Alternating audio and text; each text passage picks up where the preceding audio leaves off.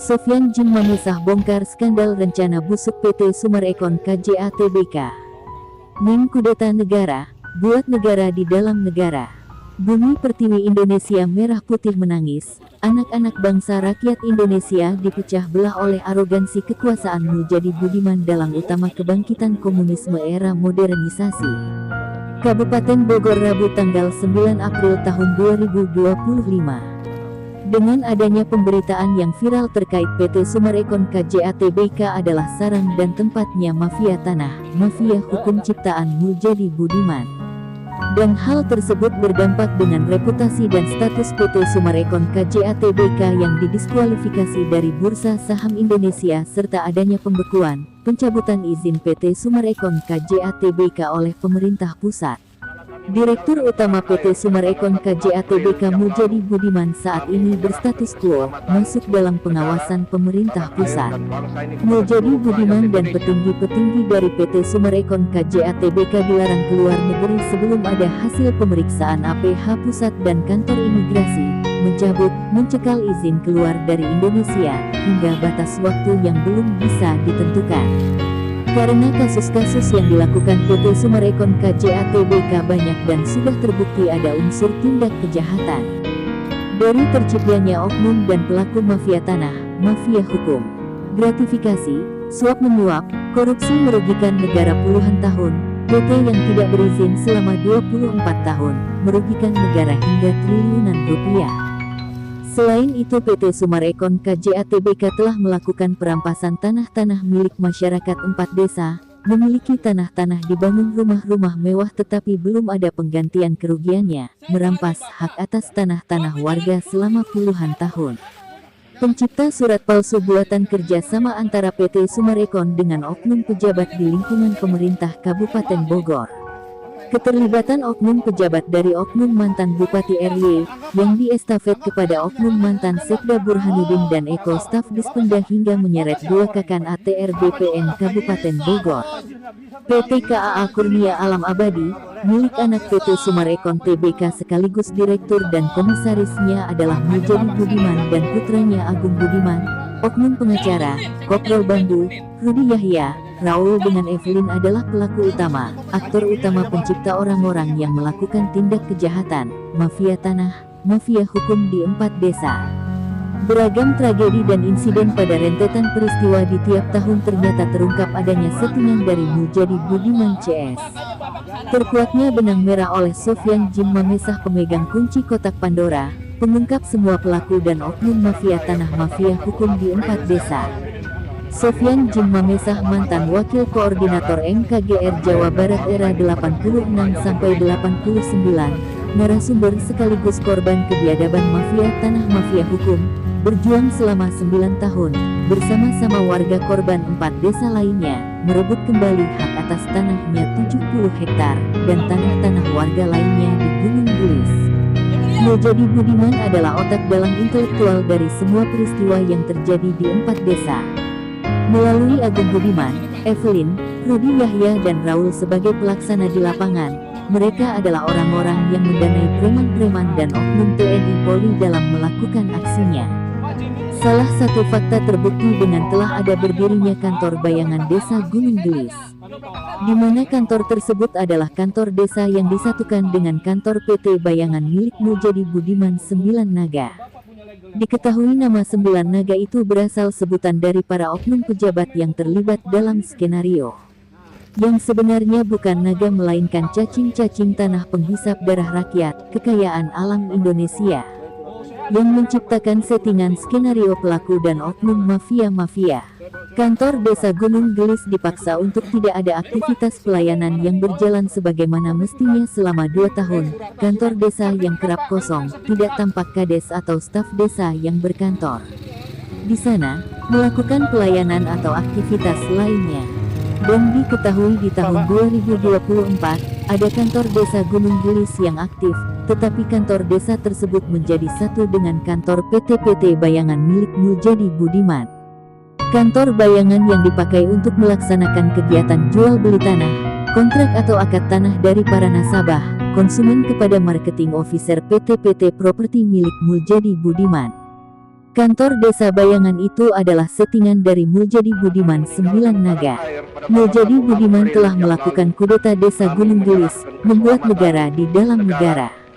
PT Properti Abal-Abal milik Muljadi Budiman Sembilan Naga banyak menjerat nasabah-nasabah melalui pemasaran marketing officer PT Properti Abal-Abal. Banyaknya nasabah yang telah tertipu berdasarkan hasil investigasi cross-check bersama dengan wartawan dan APH terkait status kepemilikan tanah-tanah yang telah dibeli. Dan dari hasil investigasi yang dilakukan tim penyidik 08, APH Bersih, Wartawan Indonesia Bersatu, tersiar informasi PT Properti Abal-Abal milik Muljadi Budiman Sembilan Naga sesungguhnya tidak pernah memiliki tanah. Maka dengan dibangun dan berdirinya kantor Desa Bayangan itu adalah sebagai upaya menutupi backing oknum Kades dalam bagian jual beli lahan di wilayah tersebut. Karena diketahui sebagian tanah-tanah milik Muljadi Budiman Sembilan Naga adalah dari hasil rampasan kepada warga pemilik sah tanah di wilayah Desa Gunung Gelis. Dan setelah Muljadi Budiman menunjuk Rudi Bebek oknum Kades Gunung Gelis bersama dengan staf desa untuk menjadi backing, melakukan tindak kejahatan menjual beli tanah warga di sekitar wilayah Gunung Gelis dengan modus 378 dan alibi-alibi ciptaan Muljadi Budiman. Ini pola kerja rezimnya komunisme, menipu daya, merampas dengan modus 378, di mana mau, ambil paksa hingga melakukan tindak kejahatan.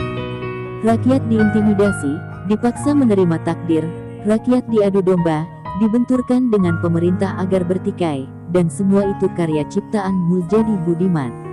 Salah satu contoh pada saat insiden pengeroyokan tim dari Sofyan Jim Mamesah yang akan melakukan pemasangan pelang di tanah miliknya sendiri, Sofyan Jim Mamesah sebagai pemiliknya, malah mendapat halangan dan tentangan. Sofyan Jim Mamesah pemilik tanah 70 hektar, memiliki bukti kepemilikan Girik 1972, Warkah 1972 dan pembayaran IPDA pajak di tanahnya, berdasarkan bukti belanja kepada warga, Warkah tahun 1972 sampai 73, Girik tahun 1972 sampai 73, IPDA pajak, gambar plotting dan pengukuran BPN, blokiran BPN 2018 dilanjutkan dan rekomendasi dari Kemenko Polhukam, Kementerian ATR BPN RI, dan tim 08 dan melalui cross-check Badan Hukum Negara menyatakan bahwa tanah-tanah tersebut adalah masih sah terdaftar milik Niko F. Mamesah, Sofyan Jim Mamesah. Dan pada saat Jimmy Mamesah akan memasang pelang kembali, pelang yang hilang di tanah miliknya sendiri, Sofyan Jim Mamesah bersama aparat hukum dari TNI yang ikut mengamankan orang-orang yang akan memasang pelang dari ancaman preman PT KAA. Tindakan dari Sofyan Jim Mamesah adalah sebagai langkah persuasif pengamanan. Namun di luar prediksi, pada saat pemasangan pelang malah terjadi insiden panas dan mencekam. Sejumlah preman PT KAA yang menghadang dari tim Sofyan Jim Mamesah, mereka tidak takut sekalipun saat itu Sofyan Jim Mamesah menghadirkan bantuan pengamanan dari TNI. Mereka malah berani menghadang dan mencaci maki TNI pengawal tim Sofyan Jim Mamesah dalam memasang pelang. Dan dengan kesadaran tinggi Sofyan Jim Mamesah untuk menghindari situasi yang tidak diinginkan terjadi lebih buruk, maka pemasangan pelang pun ditunda. Preman PT KAA selalu berdalih bahwa tanah sudah ada sertifikat milik PT KAA. Tetapi Sofyan Jimmy Mamesah berdasarkan surat dan bukti pembelian dan kepemilikan sejak 1972, bahwa tanah tersebut tidak pernah beralih kepemilikannya kepada siapapun, terlebih menjual tanah tersebut. Maka patut dipertanyakan bagaimana PT KAA bisa memiliki sertifikat tanpa melakukan pembebasan atau pembayaran dari pemilik tanah asalnya. PT KAA selalu mengedepankan preman untuk menghadapi tidak hanya Jimmy Mamesah, tapi pemilik tanah warga masyarakat lain, yang luasnya kecil-kecil. Muljadi Budiman dengan PT KAA-nya, secara langsung telah mempertunjukkan dan membuktikan keberadaan mafia tanah yang sesungguhnya. Bahkan di wilayah yang berdekatan dengan kediaman pribadi Presiden RI Bapak Jenderal Prabowo Subianto sekalipun.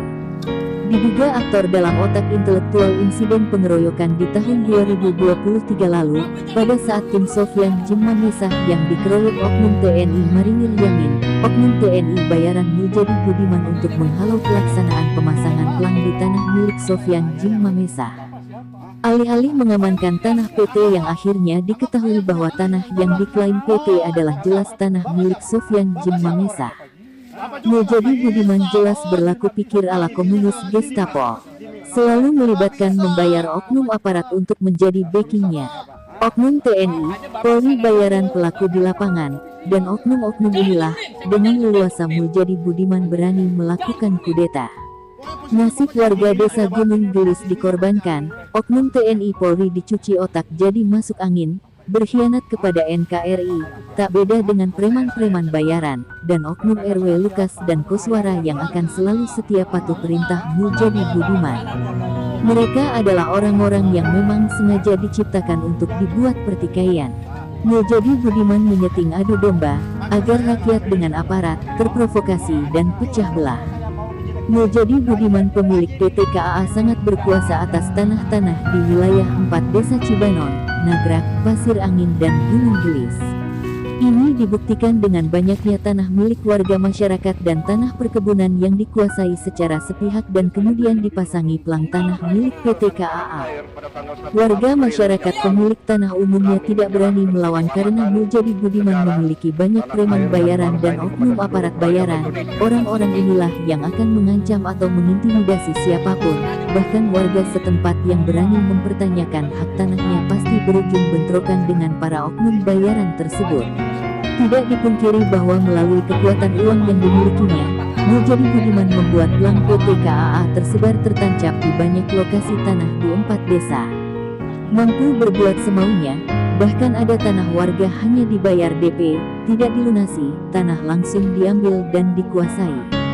Sofyan Djim Mamesah, pemilik tanah seluas 70 hektar di Gunung Gelis menghadapi insiden yang sangat di luar nalar. Mengherankan, pelang tanah milik Djim Mamesah yang sudah lama dipasang di lokasi tanah miliknya sendiri selalu hilang. Ketika akan memasang pelang kembali, selalu dihadang dan dilarang preman PT KAA. Padahal Sofyan Djim Mamesah tidak pernah menjual tanahnya. Preman PT KAA selalu berdalih bahwa tanah sudah ada sertifikat milik PT KAA. Itu hanya alibi pengalihan bahwa fakta sebenarnya tanah tersebut sah secara hukum negara adalah milik Sofyan Djim Mamesah. Tanah berdasarkan bukti pembelian dan kepemilikan sejak 1972, tidak pernah menjual tanah tersebut. Jadi jelas tanah sah kepemilikan Sofyan Djim Mamesah adalah tanah murni, tanah tidak ada atau pernah dijual beli, tidak bersengketa dengan siapapun, swasta atau pemerintah, atau Sofyan Djim Mamesah tidak pernah memberikan kekuasaan tanahnya kepada siapapun. Sofyan Djim Mamesah tidak berhutang atau tanah digadaikan kepada pihak manapun, dan jika ada yang merasa memiliki dan membelinya, itu hanya alibi-alibi 378 para pelaku mafia tanah, mafia hukum. Pertanyakan saja kepada yang menjualnya. Minta pertanggungjawabannya, dan segera melaporkan kepada pihak terkait. Maka patut dipertanyakan bagaimana PT KAA bisa memiliki sertifikat tanpa melakukan pembebasan atau pembayaran dari pemilik tanah asalnya. PT KAA selalu mengedepankan preman dan oknum aparat bayaran untuk menghadapi pihak lain, tidak hanya Sofyan Djim Mamesah, hingga kepada semua pemilik tanah lainnya, dari yang luas hingga yang kecil-kecil. Muljadi Budiman dengan PT KAA-nya, secara langsung telah mempertunjukkan dan membuktikan keberadaan mafia tanah yang sesungguhnya. Bahkan di wilayah yang berdekatan dengan kediaman pribadi Presiden RI ke-8 Bapak Jenderal Prabowo Subianto. Sejak lama konspirasi jahat Muljadi Budiman sudah terdeteksi oleh Sofyan Djim Mamesah bersama warga sekitar, APH bersih, dan wartawan Indonesia bersatu bahwa Muljadi Budiman adalah penyebab semua kekisruhan dan ada munculnya mafia tanah, mafia hukum di 4 desa. Muljadi Budiman ingin menguasai wilayah 4 desa, tidak tanggung-tanggung Muljadi Budiman buat kudeta desa Gunung Gelis dan sekitarnya. Rencana jahatnya dalam menjalankan misi menguasai wilayah, dengan cara memerintahkan anak buah, orang-orang bayarannya melakukan kudeta, sasaran pertama desa Gunung Gelis. Muljadi Budiman telah menempatkan seorang herder peliharaan di desa, dan selanjutnya herder peliharaan yang akan bekerja merekrut herder babi-babi piaraan lainnya. Dengan mencuci otak menjadikan staf desa menjadi herder Muljadi Budiman, dan dengan leluasa bergerak melakukan aksi penyerobotan lahan dan merampas hak atas tanah-tanah milik warga tanpa harus membayar ganti kerugiannya. Kantor desa disatukan dengan kantor PT Bayangan, menciptakan negara di dalam negara. Tak cukup satu desa, Muljadi Budiman berniat buat kudeta 4 desa sekaligus, berniat menguasai wilayah 4 desa, meliputi Desa Nagrak, Cibanon, Pasir Angin dan Desa Gunung Gelis. Muljadi Budiman dirikan kantor Bayangan kedua. Ini jelas konspirasi jahat Muljadi Budiman. Gestapol PKI tahun 65, gerakan mengambil alih kekuasaan dari satu wilayah. Untuk patuh perintah kekuasaannya, Muljadi Budiman sudah tidak sembunyi-sembunyi. Kroni-kroninya dibentuk dari hasil ciptaan dan settingannya untuk secepatnya dilakukan keonaran, memprovokasi warga masyarakat sekitar, hingga akhirnya berimbas kepada warga setempat. Warga masyarakat 4 desa diacak-acak, konstitusi negara diadu domba dengan rakyat agar terus berseteru. Ini pola pikir komunis, ala PKI tahun 65, bertujuan menghancurkan negara dengan cara adu domba. Muljadi Budiman dan kroni-kroninya adalah perusak kedaulatan NKRI. Banyak oknum backing yang telah terbukti tercuci otak. Muljadi Budiman A1 komunis, pencipta mafia tanah, mafia hukum, yang akan memecah belah persatuan dan kesatuan NKRI. Waspada dan menjadi perhatian bahwa Muljadi Budiman mampu merubah aparat menjadi keparat masuk angin. Muljadi Budiman mampu merubah pejabat menjadi penjahat. Muljadi Budiman adalah iblis hitam bersayap neraka. Muljadi Budiman merusak mentalitas anak bangsa rakyat Indonesia dari baik menjadi iblis hitam, bersayap hitam penganut aliran komunis.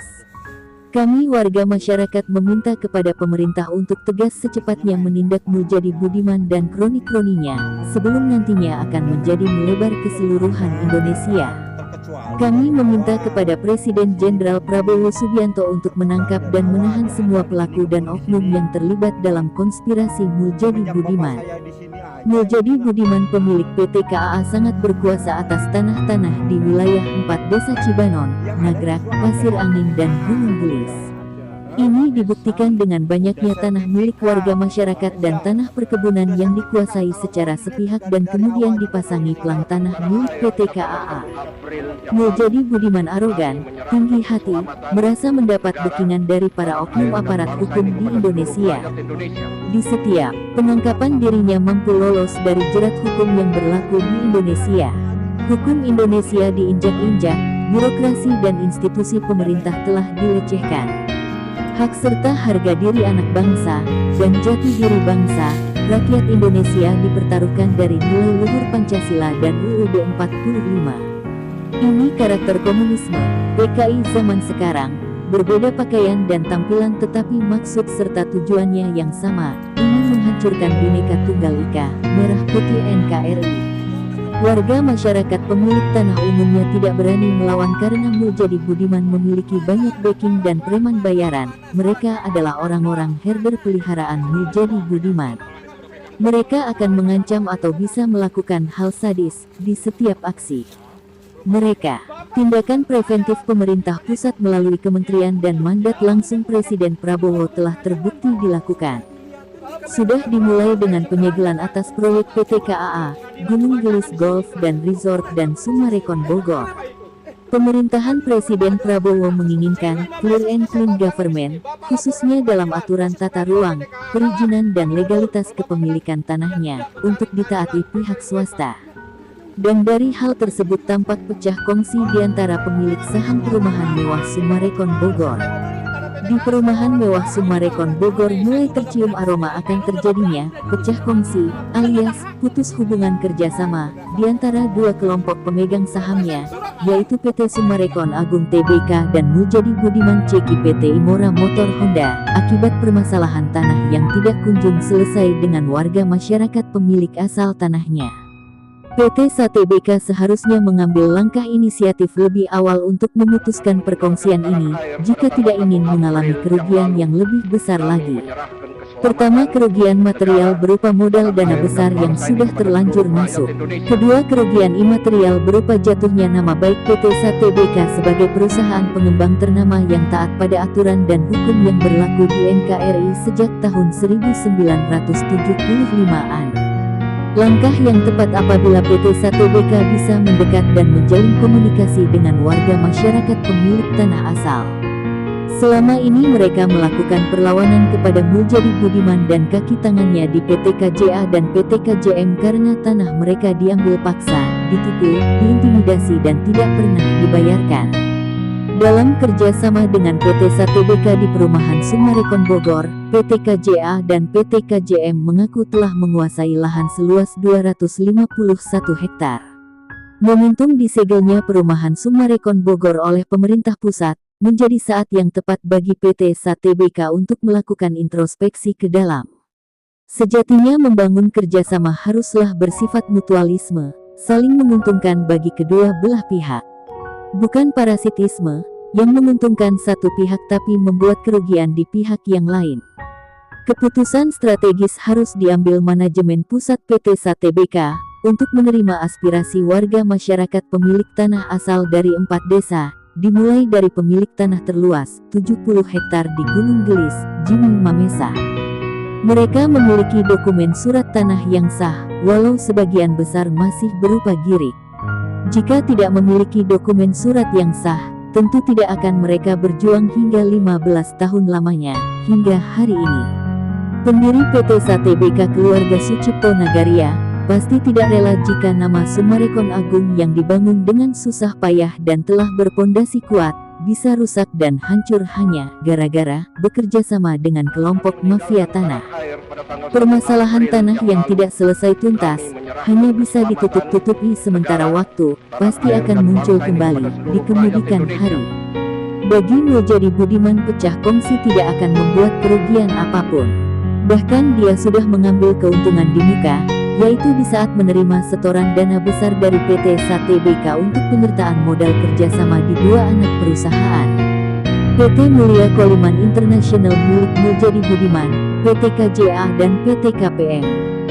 Dan saatnya kini, sang kepala cacing tanah, pencipta mafia tanah mafia hukum Muljadi Budiman dan kroni-kroninya segera ditindak. A1 niat jahat Muljadi Budiman lakukan gerakan mengambil alih kekuasaan dengan mengkudeta jabatan Kades Gunung Gelis fakta adanya, dan sebelum semuanya terlanjur maka warga masyarakat 4 desa meminta kepada Presiden Jenderal Prabowo Subianto untuk secepatnya menangkap Muljadi Budiman dan kroni-kroninya. Tangkap, adili dan miskinkan. Semua pelaku dan oknum harus masuk bui, jika perlu dilakukan tembak di tempat. Aktifkan mode waspada dan hati-hati di setiap wilayah Indonesia karena jika dibiarkan Muljadi Budiman dan kroni-kroninya akan melebar dan terus melakukan tindak kejahatannya.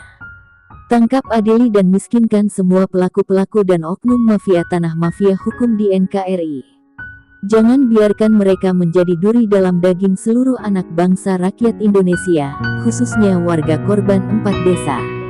Indonesia harus bersih dari para perusak kedaulatan NKRI. Indonesia merah putih milik rakyat Indonesia, seluruh warga masyarakat, anak bangsa rakyat Indonesia harus sejahtera. Berangus semua para mafia-mafia, para koruptor dan pemecah belah rakyat dengan pemerintah. Indonesia merdeka, Indonesia sejahtera. Indonesia bersatu, Indonesia maju, Indonesia jaya, Indonesia emas. NKRI merah putih, NKRI harga mati. Kami menyerahkan keselamatan negara, tanah air dan bangsa ini kepada seluruh rakyat Indonesia.